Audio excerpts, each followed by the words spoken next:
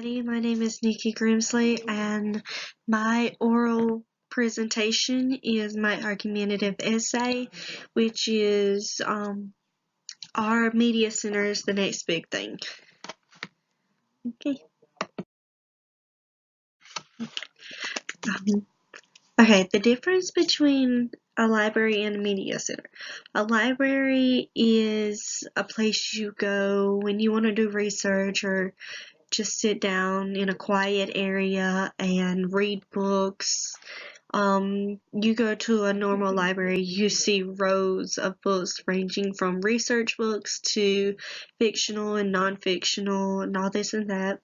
And a media center, to me, a media center is like a hangout place. You can go there, get on your laptops or a computer. Yeah, you can do research. Most people do it to get on social media. It's like a comfortable place, I guess you can say. Um,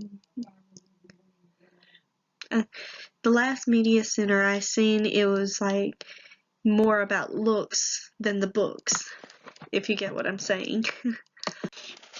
um, these are just a few photos. If you see in the top left corner, it's just a table with some chairs and books all around.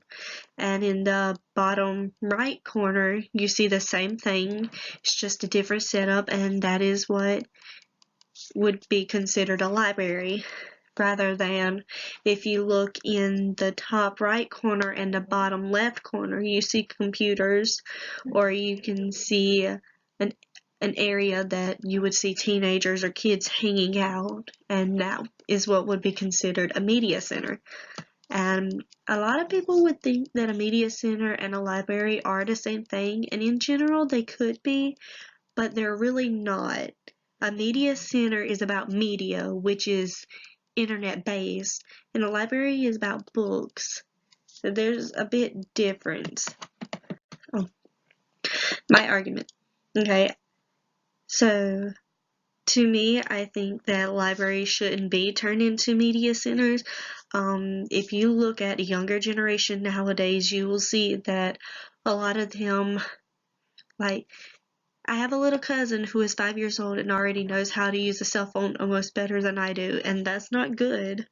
A lot of the generation are obsessed with technology, and they're all about their phones and taking pictures and stuff and posting it on social media. Um, and to me, I think that libraries are more useful than that. Like, in high school, I learned how to research a book, like a book report, using books and using the index and everything. And yes, you can do that on the internet, but majority of the time, the facts that come out of a book are more useful than the internet because you don't really know what's true and what's not true.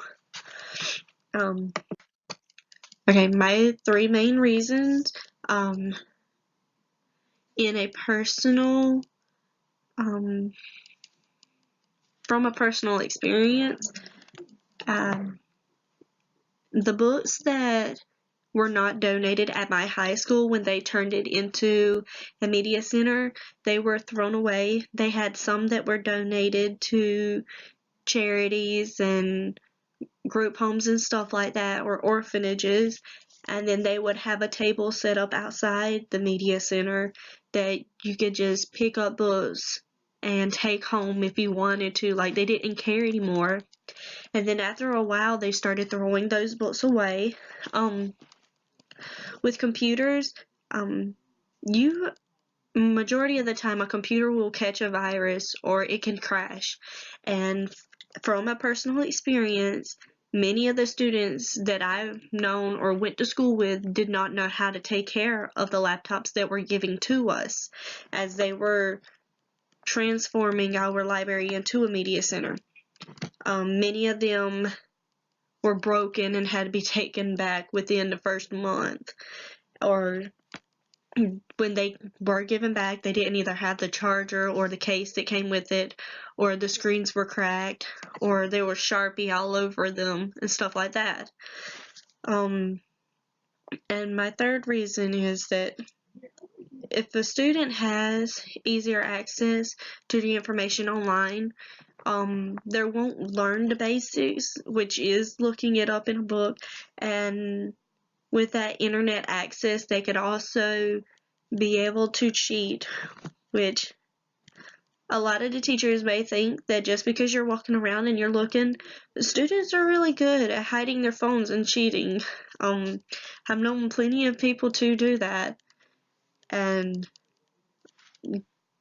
giving them access to computers and stuff, or telling them, hey, you can use your phones for this. I mean, yeah, that's okay, but it gets to a point where they're going to think, oh, I can use my phone anytime during tests, all this and that.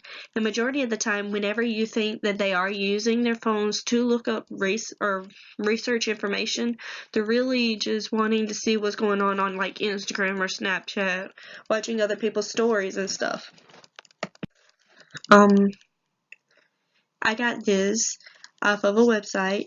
It says a welcoming and thoughtfully designed library media center not only supports our students' academic needs, but also their social and emotional needs.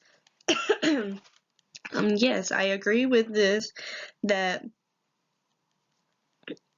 a library or a media center could support their academic needs, such as learning more information, but it also does feed their social needs and their emotional needs. Excuse me. I'm sorry, I'm a little sick right now. But yeah, it also feeds their social needs and their emotional needs. And when it talks about their emotional needs, it's like, a lot of students, they feed their emotions by being on the internet and wanting to be nosy and going through other people's stuff. Like, a lot of people will post everything they do on social media, and that's where they get this from. And my final focal point. Okay. Like I stated before, that the younger generation will only learn how to research information on internet, and they'll never know the basics. Or when you have a book report you have to do, or a research, or you have to do a research on a book or something, usually you want to go to that book, or you want to find out any information on that book. You can go to the index in the book and stuff. You can also use the internet, but majority of the time you will always get better details from the book itself. And all these media centers that are about the new technology, it only wants to teach students to keep their faces in their phones and in their laptops and computers. From a personal experience, after they changed the library at my high school to a media center, it had this whole setup where you could sit and relax, and you had your just like counter where you had chairs set up all the way down, and you could fit it up to like 30 students there, and it had a charger port for each chair basically, and you can charge your laptop or your phone while you're doing your work or whatever. Or if you wanted to get out of class, you could go there and sit there, and they wouldn't really know what you're doing. You could be doing your work, or you could be on social media, and they wouldn't know. And then you had the section that had books, and it was like a few rows that had books. And my 11th grade year, we had a book report we had to do, and we had to do it on a poet.